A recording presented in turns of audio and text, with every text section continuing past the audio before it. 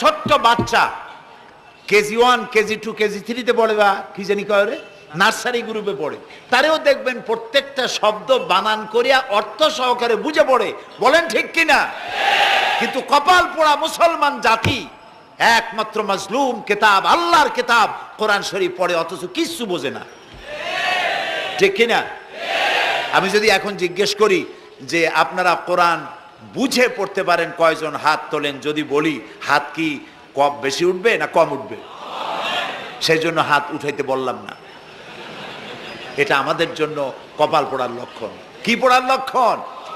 বিশ্বাস করুন ভাই, কোরআন শরীফ তাবিজ লেখার জন্য আসে নাই, কোরআন শরীফ ঝুলে ঝুলে আপনি পড়বেন এই জন্য আসে নাই। কোরআন আসছে তেলাওয়াত করবেন, বুঝবেন, আমল করবেন। হাদিস শরীফে এসেছে কোন কোন সাহাবীর এক একটা সূরা শেষ করতে বছরের পর বছর চলে যেত। কারণ কি?